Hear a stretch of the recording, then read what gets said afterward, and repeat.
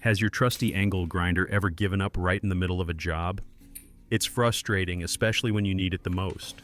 Usually the problem comes down to worn-out carbon brushes, and most folks think that means the tool is finished.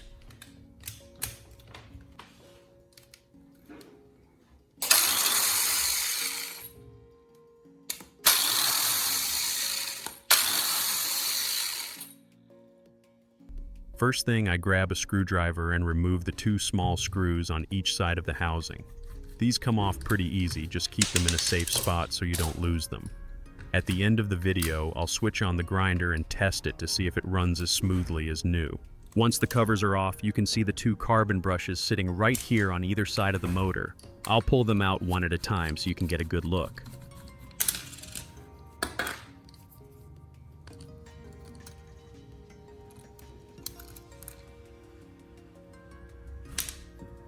Now notice how short they are. When they were new, these brushes were long enough to make solid contact with the commutator, but now they've worn down to stubs. That's why the grinder was sputtering and cutting in and out. This is where the fun begins. Now that we know the brushes are worn out, let's get creative. Instead of buying new ones, we're going to make replacements from something you already have at home, a simple 1.5-volt battery. First, I take the battery and carefully peel off the thin metal wrapper around the outside. Nothing complicated here, just strip it down until you see the solid core inside.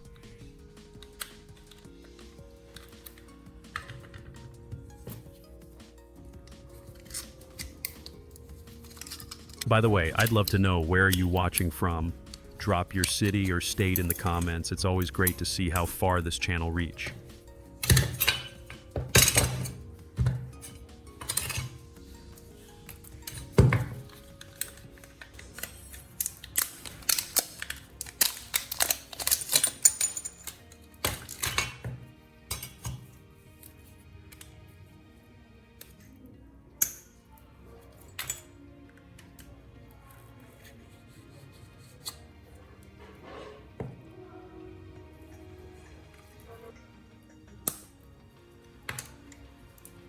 Here's a neat trick. I chuck the bare battery right into my cordless drill.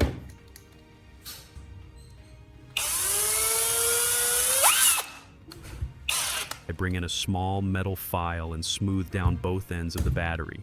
This keeps the surface even and makes it easier to work with later.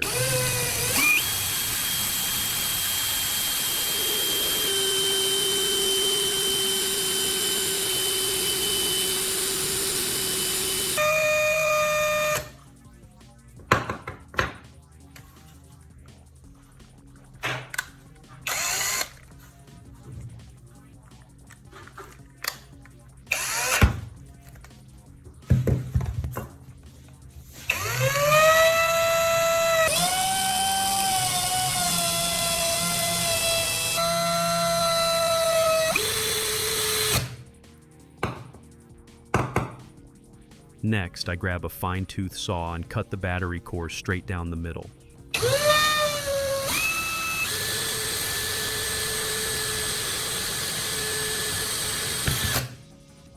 That gives us two equal pieces, just the right size to use as replacement brushes.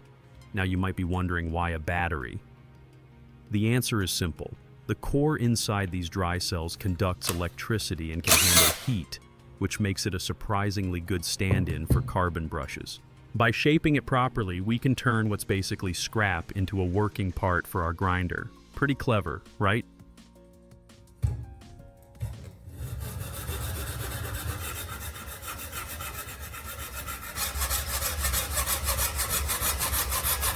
Now that we've got two pieces of battery core, it's time to shape them so they'll actually fit inside the grinder where the brushes go. The original brushes are square, not round, so we need to turn our cores into a neat little rectangular block. I start with a sheet of medium grit sandpaper and carefully rub down all four sides of the core.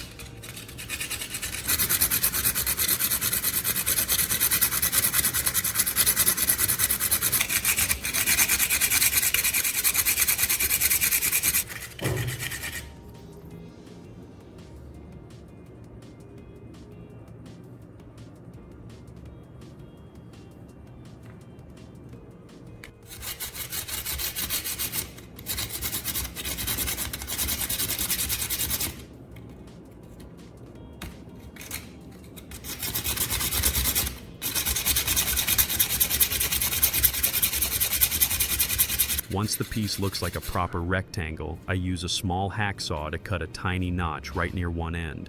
Nothing big, just a shallow groove. And here's why that little notch matters. It's going to act like a hook. When we wrap the copper wire around this spot, it won't slip or come loose even when the grinder is spinning at full speed. Simple trick, but it makes the whole repair much more reliable.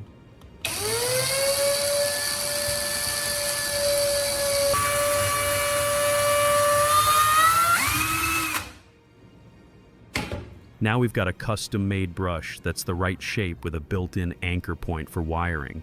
Not bad for something that started as a dead battery. Now that we've shaped our battery cores into proper brushes, we need to give them a way to carry current and hold firm inside the grinder.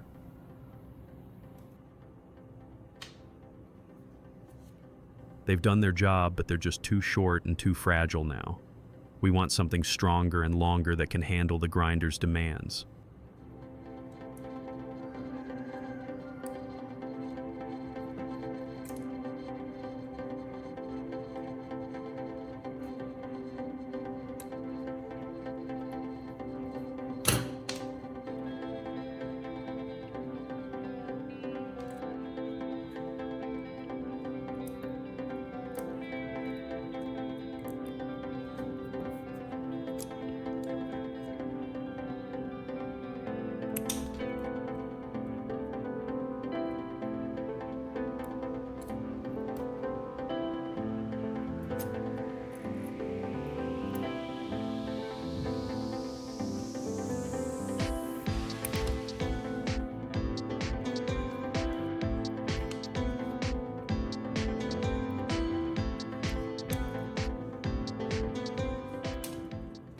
So I grab a fresh piece of copper wire heavier gauge, nice and flexible but still sturdy.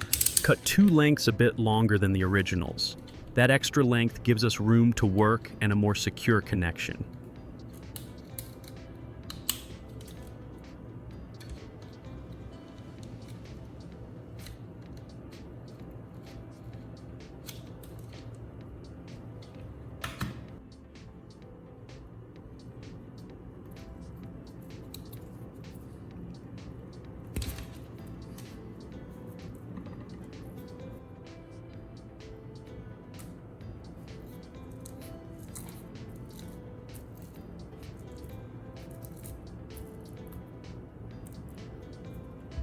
Remember that small notch we cut into the end of each battery core? Here's where it pays off. I take one end of the copper wire and wrap it snugly into that groove. Twist it tight so it doesn't slip out. Think of it like tying a hook onto fishing line. You want it solid and dependable.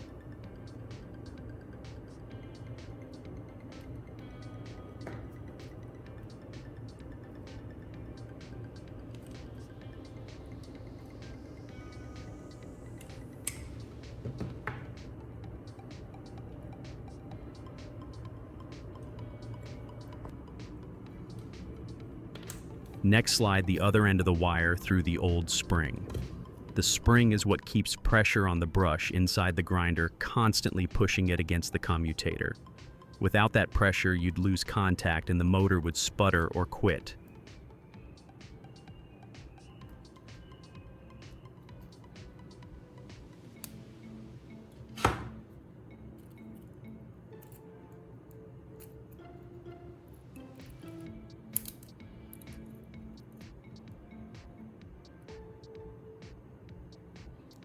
Once the wire is fed through, tie it off and secure it at the base of the spring. Trim away any extra wire and press it flat so nothing sticks out or snags. And that's the beauty of this setup. The copper carries the current, and the spring makes sure the brush always presses firmly against the spinning commutator. Together they keep the grinder running smooth and steady, just like the factory design, but now with our homemade parts. Now comes the moment of truth, putting our homemade brushes back into the grinder. I start by sliding the first brush into its slot on the side of the motor. It fits snugly, just like the original.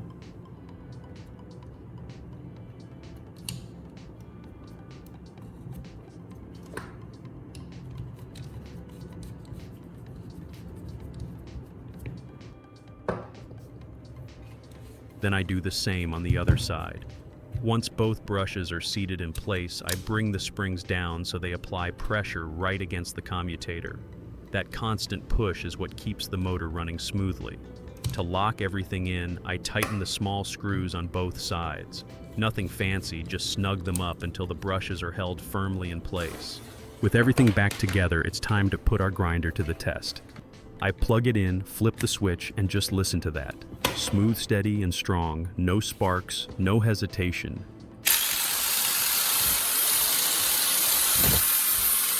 To really prove it.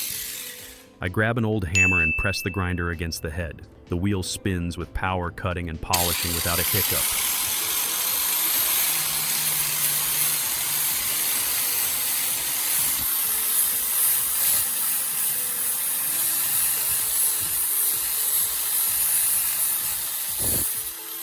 Remember how dead this grinder looked at the start? Now it's running like new. It's running as if it just came out of the factory.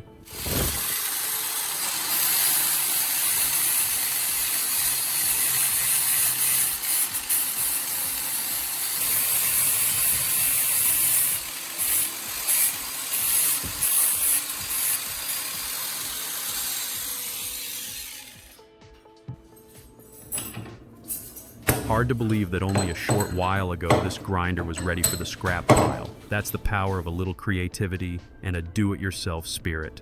Thanks so much for spending a few minutes with me today. With just a simple battery, we turn trash into treasure. If you found this helpful, hit that like button, share it with a buddy who enjoys tinkering, and don't forget to subscribe for more clever DIY tricks. Until next time, keep building, keep fixing, and keep creating.